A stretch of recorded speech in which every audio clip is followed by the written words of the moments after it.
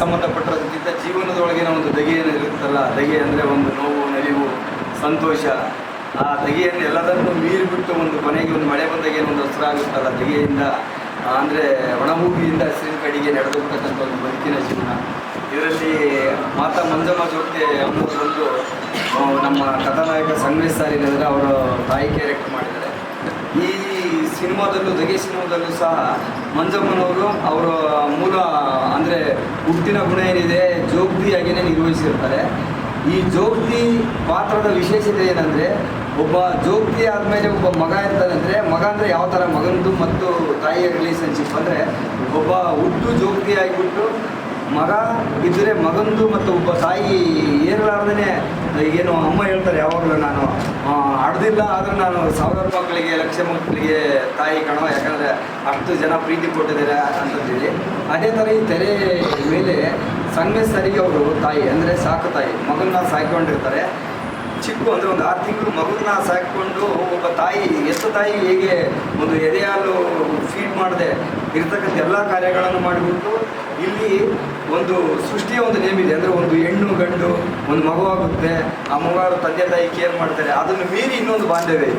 ಆ ಬಾಂಧವ್ಯನೇ ಮತ್ತು ಅಮ್ಮ ಮತ್ತು ಇವರು ಸಂಗ್ರೇಶ್ ಸರ್ ನಮ್ಮ ಕಥಾನಾಯಕರ ಕ್ಯಾರೆಕ್ಟರು ಇಲ್ಲಿ. ಅದಕ್ಕೆ ಅಂದರೆ ನಾವು ಇಲ್ಲಿ ಎಲ್ಲ ಕ್ಯಾರೆಕ್ಟರ್ನ ಹೆಂಗೆ ನಾವು ಎಣ್ಕೊಂಡು ಹೊರಟಿದ್ದೀವಿ ಅಂದರೆ, ಇಲ್ಲಿ ಸಿನಿಮಾದಲ್ಲಿ ಬರ್ತಕ್ಕಂಥ ಪ್ರತಿಯೊಂದು ಪಾತ್ರಗಳು, ಪ್ರತಿಯೊಂದು ಕ್ಯಾರೆಕ್ಟರ್ಗಳು ಈ ಸೃಷ್ಟಿಯನ್ನು ಮೀರಿ ಇನ್ನೊಂದು, ಅಂದರೆ ನಾವು ಕಟ್ಕೊಂಡಿರ್ತಕ್ಕಂಥ ಸೃಷ್ಟಿ ಪರಿಸರ ಒಂದಿದೆ, ಒಂದು ನೇಚರ್ ಅಂತೇಳಿದೆ, ಹೆಣ್ಣಿಗೆ ಗಂಡು, ಅಮ್ಮ ಮಗ ಅಂತೇಳಿ ಒಂದು ಹುಟ್ಟಿಂದ ಒಂದು ಸಂಬಂಧ ಇದೆ. ಈ ಎಲ್ಲ ಸಂಬಂಧಗಳನ್ನು ಮೀರಿ ಅದರ ಮೇಲೆ ಇನ್ನೊಂದು ಸಂಬಂಧ ಇದೆ, ಅದು ನಮ್ಮ ಸಿನಿಮಾ. ಅಂದರೆ ಹೇಗೆಂದರೆ, ಈಗ ಇವರು ಆಲ್ರೆಡಿ ನಮ್ಮ ಚಿತ್ರಕಥೆಯಲ್ಲಿ ಅವ್ರು ಆಲ್ರೆಡಿ ನಾಯಕಿ ಮದುವೆ ಆದರೂ ಸಹ ಒಂದು ಪ್ರೀತಿ ಇವರಿಬ್ಬರ ಮಧ್ಯೆ ಅವರಿಗೆ ಮಗು ಇರುತ್ತೆ, ಇವರಿಬ್ಬರ ಮಧ್ಯೆ ಇರ್ತಕ್ಕಂಥ ಒಂದು ಪ್ರೀತಿ ಬಾಂಡಿಂಗು. ಅಮ್ಮ ಜೋಗ್ತಿ ಆದರೂ ಸಹ ಇವ್ರು ಸಾಕು ಮಗ, ಇವರಿಬ್ಬರ ಬಗ್ಗೆ ಇರ್ತಕ್ಕಂಥ ಒಂದು ಪ್ರೀತಿ ಬಾಂಡಿಂಗು. ಈ ಥರ ನಾನಾ ಕ್ಯಾರೆಕ್ಟರ್ಗಳು ಇದರೊಳಗಡೆ ತೆರೆಕೊಂಡು ಹೋಗ್ತವೆ. ಇದಕ್ಕೆ ಅಮ್ಮ ನಿಜವಾಗಲೂ ಒಂದು ಅದ್ಭುತವಾಗಿ, ಅಮ್ಮನ ಬಗ್ಗೆ ನಾವು ಹೇಳ್ಬೇಕಂದ್ರೆ ಕ್ಯಾರೆಕ್ಟರ್ ವೈಸು ಅಮ್ಮ ಈ ವಯಸ್ಸು 70 ವರ್ಷ ಆದರೂ ಸಹ ಈ ಬಿಜಾಪುರ ಎಲ್ಲಿ ನಾವು ಹುಲಿಗೂಡದಲ್ಲಿ ಶೂಟ್ ಮಾಡಿದ್ವಿ. ಅಂದರೆ ಅಲ್ಲಿ ಎಲ್ಲಿ ಇರೋದಕ್ಕೂ ಒಂದೇ ಒಂದು ಕೂಡನಾದರೂ ಒಂದು ಗಿಡ ಇಲ್ಲ. ಆ ಥರ ಎಲ್ಲ ಟೋಟಲ್ ಎಲ್ಲಿ ಕಣ್ಣಿಗೆ ಕಾಣುತ್ತೆ ಅಲ್ಲಿವರೆಗೆ ಬೈಲು, ಒಂದು ಗ್ರೀನ್ ಕಾಣುತ್ತೆ, ಇಲ್ಲೇ ಒಂದು ಉಳ್ಕಡ್ಡಿ ಹೆಸರು ಅಂದರೆ ಉಳ್ಕಡ್ಡಿ ಹೆಸರು ಕಾಣಲ್ಲ. ಆ ಟೈಮ್ನಲ್ಲಿ ಏಪ್ರಿಲಲ್ಲಿ ನಾವು ಶೂಟ್ ಮಾಡಿದ್ದು. ಅಂಥ ಬಿಸಿಲಲ್ಲೂ ಸಹ ಒಂದು ಮಜ್ಜಿಗೆ. ಇದರಲ್ಲಿ ಅವ್ರ ಅಮ್ಮನ ಕಾನ್ಸೆಪ್ಟ್ ಏನಂದರೆ, ಅವರು ಅಮ್ಮ ಅಂದರೆ ಈ ಮಂಜಮ್ಮ ಏನಿದ್ರಲ್ಲ ಅವರಮ್ಮ ಮಜ್ಜಿಗೆ ಇದು ನೀರು ಸಿಗಲಾರ್ದೇ ಎಲ್ಲೋ ಈಗ ಇರುತ್ತೆ. ದಗೆ ಬಂದುಬಿಟ್ಟು ಹೊಲ ಒಣಗೋಯ್ತು, ದಗೆ ಬಂದುಬಿಟ್ಟು ಯಾರೋ ತೀರ್ಕೊಂಡ್ರು, ದಗೆ ಬಂದುಬಿಟ್ಟು ತೆಂಗಿನ ಮರ ಒಣಗೋಗಿದೆ.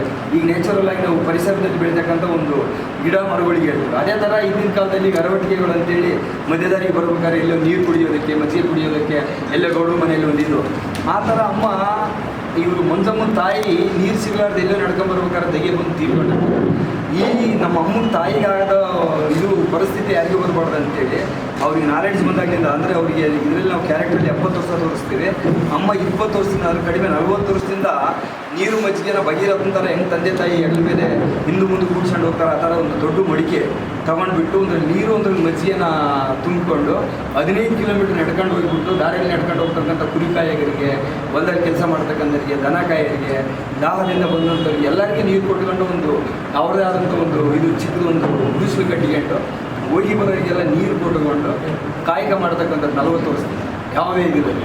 ಆಮೇಲೆ ಅಮ್ಮಂದು ವಿಶೇಷ ಏನಂದರೆ, ಈ ಕ್ಯಾರೆಕ್ಟರ್ ವಿಶೇಷತೆ ಏನಂದರೆ, ಅಮ್ಮ ಅಂದರೆ ಒಬ್ಬ ಈಗ ಮನುಷ್ಯ ಬದುಕಿನಲ್ಲಿ ಎಷ್ಟು ಕಷ್ಟ ಏನೆಲ್ಲ ಇದ್ದರೂ ಒಂದಲ್ಲ ಒಂಥರ ಇರಿಟೇಷನ್, ಒಂದಲ್ಲ ಒಂಥರ ಟೆನ್ಷನ್ನು, ಒಂದಲ್ಲ ಒಂಥರ ನೋವುಗಳಲ್ಲಿ, ಕೋಟಿ ಇದ್ದನೂ ನೋವಲ್ಲಿ ಬದುಕ್ತಾನೆ, ಏನಿಲ್ಲದೂ ನೋವಲ್ಲಿ ಬದುಕ್ತಾನೆ. ಆದರೆ ಅಮ್ಮ ಬರ್ತು ಜೋಗ್ತಿ ಆದರೂ ಸಹ ಒಂದು ಕಡೆ ಅವ್ರು ಎಲ್ಲಿ ತಮ್ಮ ಒಳಗಿನ ನೋವು ಅನ್ನೋದೇನೊಂದು ಇರುತ್ತಲ್ಲ, ನಾನು ಹುಟ್ಟ ಹಿಂಗಾದೆ, ನಾನು ಹಿಂಗಾದೆ ಅಂದರೆ ಭಗವಂತ ನನ್ನ ಸೃಷ್ಟಿ ಮಾಡಿರ್ತಕ್ಕಂಥದ್ದೇ ಏನೋ ಒಂದು ವಿಶೇಷತೆಗಾಗಿ, ಅದಕ್ಕೆ ನಾನು ಇಲ್ಲಿ ಈ ಥರ ಭೂಮಿಗೆ ಬಂದಿದ್ದೀನಿ. ಅಂದರೆ ಆ ಭಗವಂತನ ಕೊಟ್ಟಿರ್ತಕ್ಕಂಥ ಕೆಲಸ ಪೂರ್ತಿ ಮುಗಿಸಿ ಹೋಗ್ಬೇಕು ಅಂತಂದು ಹೇಳ್ಬಿಟ್ಟು ಯಾವತ್ತು ಫ್ರೇಮಲ್ಲಿ ನಮ್ಮ ಇಡೀ 2.5 ತಾಸು ಸಿನಿಮಾದಲ್ಲಿ ಎಲ್ಲೂ ಅಮ್ಮ ಒಂದು ಕಡೆ ಫೀಲಿಂಗು ಏನಿತ್ತು ಫೀಲಿಂಗ್ ಮಾಡ್ಕೊಂಬ ಸಂದರ್ಭ ಬಂದರೂ ಸಹ ಮಾಡ್ಕೊಳ್ಳಲ್ಲ, ಸಿಟ್ಟು ಮಾಡ್ಕೊಳ್ಳಲ್ಲ, ಕೋಪ ಮಾಡ್ಕೊಳ್ಳಲ್ಲ, ನಕ್ಕಂಡೇ ಇರುತ್ತೆ ಟೋಟಲ್ ಇದು ಸಿನಿಮಾ ಪೂರ್ತಿ.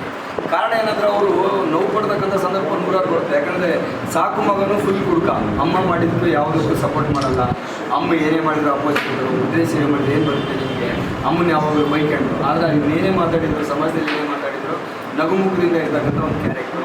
ಇನ್ನು ನಮ್ಮ ಸಾಹೇಬ್ರದ್ದು ಹೇಳ್ಬೇಕಂದ್ರೆ, ಈಗ ಒಂದು ಮನುಷ್ಯ ಹುಟ್ಟಿನಿಂದ ಕೊನೆಯವರೆಗೆ ಒಂದು 4 ಬದುಕಲ್ಲಿ, ಸಹಜವಾಗಿ ಎಲ್ಲರೂ ಬದುಕಲ್ಲಿ. ಅದೇ ಥರ ಇಲ್ಲಿ ನಮ್ಮ ಕಥಾನಾಯಕನ ಬದುಕಲ್ಲೂ ನಾನಾ ತಿರುವುಗಳು ಬಂದೋಗುತ್ತೆ.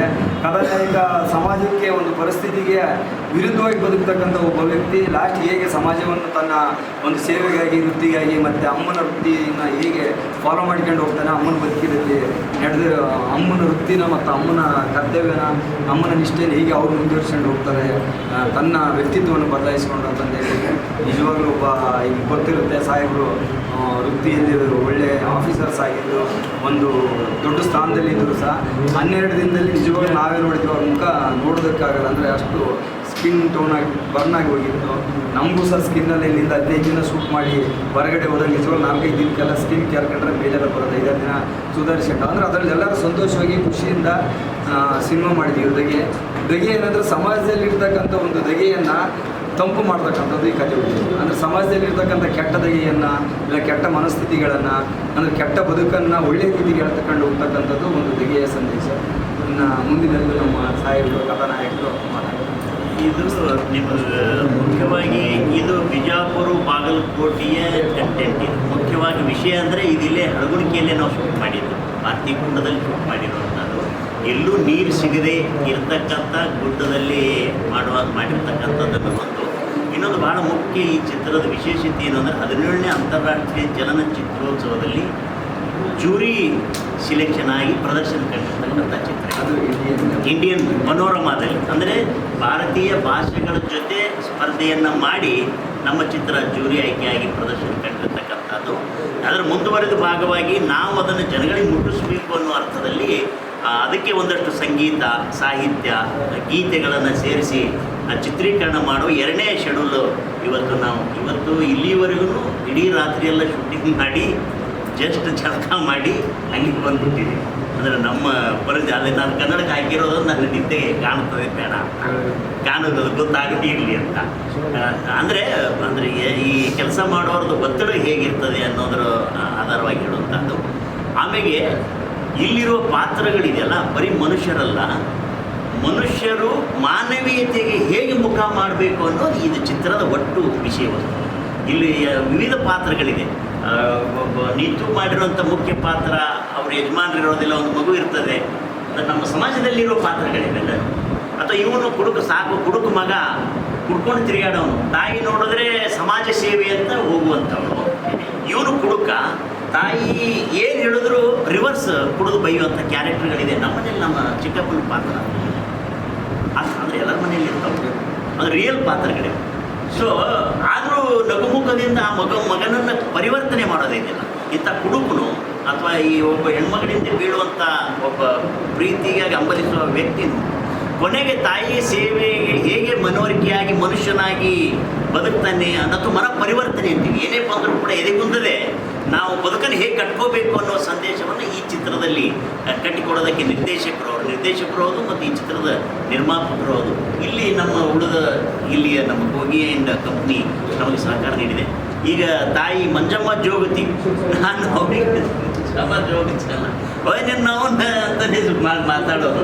ಆ ಪಾತ್ರನೇ ಹೆಂಗೆ ಇದೆ ನೀವು ನೋಡಿದ್ರೆ ಪಕ್ಕ ಇಲ್ಲಿ ಲೋಕಲ್ ಭಾಷೆ ನೀ ಇದೇ ಇದೆ ಅಂದರೆ ಆ ಪಾತ್ರ ನೋಡಿ ಕೊನೆಗೆ ಅವನು ಹೇಗೆ ಮನುಷ್ಯನಾಗ್ತಾನೆ ಅನ್ನೋಂಥದ್ದು, ಅಥವಾ ಅದನ್ನು ಹೇಗೆ ತಾಯಿ ಪರಿವರ್ತನೆ ಮಾಡ್ತಾಳೆ ಅಂದರೆ ಒಂದು ತಾಯಿ ಮಗನ ಸಂಬಂಧ ಹೇಗೆ ಪರಿವರ್ತನೆ ಆಗ್ತದೆ ಅನ್ನೋದಕ್ಕೆ ಮಂಜಮ್ಮ ಹೋಗ್ತಿದ್ದಾರೆ. ಅವರು ಆ ಪಾತ್ರದ ಕುರಿತು ಒಂದಷ್ಟು ಮಾತು ಹೇಳ್ತಾರೆ. ಎಲ್ಲ ಪತ್ರಿಕಾ ಮಾಧ್ಯಮದವರು, ಎಲ್ಲ ಮೀಡಿಯಾದವರು ಮಂಜಮ್ಮ ಜೋಗತಿ ಅವರು ದಗೆ ಚಿತ್ರದ ತಂಡದಿಂದ ಅನಂತ ಧನ್ಯವಾದಕ್ಕೆ ಇಷ್ಟಪಡ್ತೀನಿ. ಇವತ್ತು ದಗೆ ಎಂಬ ಸಿನಿಮಾನ ಇಡೀ ತಂಡ ಅದ್ಧೂರಿಯಾಗಿ ಚಿತ್ರೀಕರಣ ಮಾಡಿದೆ. ತುಂಬ ಚೆನ್ನಾಗಾಗಿದೆ. ಅದರಲ್ಲೂ ನಮ್ಮ ಮೈಸೂರು, ಮಂಡ್ಯ ಎಲ್ಲರೂ ಆ ಕಡೆ ಬೆಂಗಳೂರು ಎಲ್ಲರೂ ಆ ಕಡೆಗೆ ಬಳಸ್ಕೊಳ್ತಾರೆ. ಒಂದು ಡೈರೆಕ್ಟರ್ ಆಗಿರಲಿ, ಒಂದು ಪ್ರೊಡ್ಯೂಸರ್ ಆಗಿರಲಿ, ಕಲಾವಿದರನ್ನಾಗಿರಲಿ ಎಲ್ಲ ಅಲ್ಲೇ ಬಳಸ್ಕೊಳ್ತಾರೆ. ಆದರೆ ನಮ್ಮ ಈಶ್ವರ್ ಕೆರ್ನಳ್ಳಿ ಅವರು, ನಮ್ಮ ಸಂಗಮೇಶ್ ಅವರು, ನಾವ್ಯಾಕೆ ಉತ್ತರ ಕರ್ನಾಟಕದಲ್ಲಿ ಮಾಡಬಾರ್ದು, ಉತ್ತರ ಕರ್ನಾಟಕದಲ್ಲಿ ಮಾಡಬೇಕು. ಉತ್ತರ ಕರ್ನಾಟಕದ ಕಲಾವಿದರನ್ನು ಬಳಸ್ಕೋಬೇಕು, ಉತ್ತರ ಕರ್ನಾಟಕದವರನ್ನು ಬೆಳೆಸಬೇಕು. ಒಂದು ಎಲ್ಲರನ್ನ ಉತ್ತರ ಕರ್ನಾಟಕದವ್ರನ್ನ ಇಟ್ಕೊಂಡು ಅದ್ಭುತವಾದ ಒಂದು ಕಥೆಯನ್ನು ಕೆರ್ನಳ್ಳಿ ಅವರು ಸೃಷ್ಟಿ ಮಾಡಿ ಅದನ್ನು ಒಂದು ತೆರೆ ಮೇಲೆ ಬರೋ ಥರ ಸೃಷ್ಟಿ ಮಾಡಿದ್ದಾರೆ. ನನಗಂತೂ ತುಂಬ ಖುಷಿ. ನಿಜ ಜೀವನದಲ್ಲಿ ಯಾವ ಚಿಕ್ಕ ಮಗುವನ್ನು ಜೋಪಾನ ಮಾಡೋ ಯೋಗ್ಯತೆ ನನಗಿಲ್ಲ. ನಾನು ಸುಮಾರು ಮಕ್ಕಳಿಗೆ ಆಶ್ರಯ ಕೊಟ್ಟಿದ್ದೀನಿ, ಅದು ಬೇರೆ. ಈ ಚಿತ್ರದಲ್ಲಿ ಸುಮಾರು ಒಂದು 4-5 ತಿಂಗಳು ಮಗು ಸಿಕ್ಕಾಗ ಆ ಮಗುನ ಆರೈಕೆ ಮಾಡೋದು, ಆ ಮಗುಗೆ ಸ್ನಾನ ಮಾಡಿಸೋದು, ತಾಯಿಯಾಗಿ ಎದೆ ಹಾಲು ಕುಡಿಸ್ಬೇಕು. ಎದೆ ಹಾಲು ಇರೋಲ್ಲ, ಎದೆ ಹಾಲು ಯಾವ ರೀತಿ ಕುಡಿಸ್ಬೇಕು ಅನ್ನೋದನ್ನು ಡೈರೆಕ್ಟರ್ ಅವರು ಅದರಲ್ಲಿ ಚೆನ್ನಾಗಿ ತೋರಿಸಿದ್ದಾರೆ. ತಾಯಿ ನಿಜ.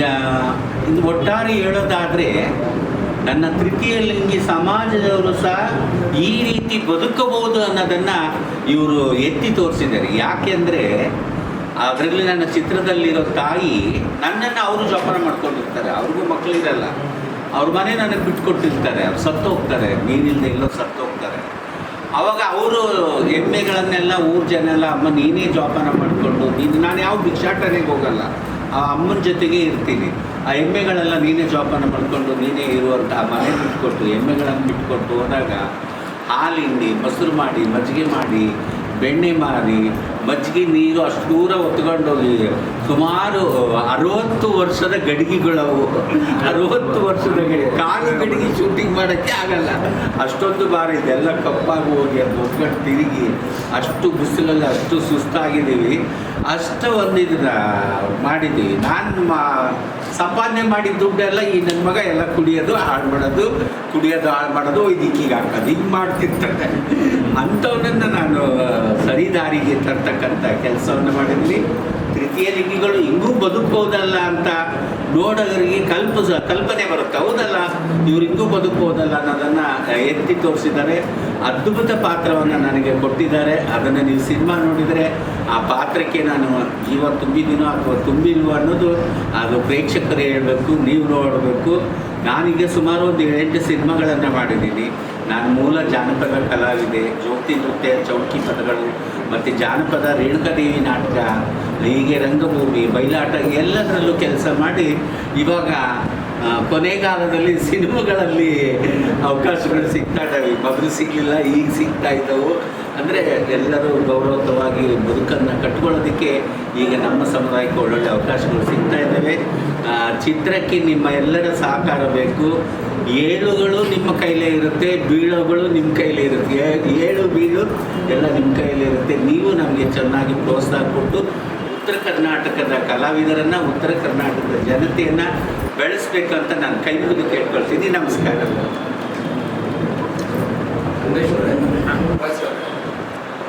ಇನ್ನೂ ಕೂಡ ಪ್ರಚಲಿತದಲ್ಲಿರ್ತಕ್ಕಂಥ ವಿಷಯ ಒಂದು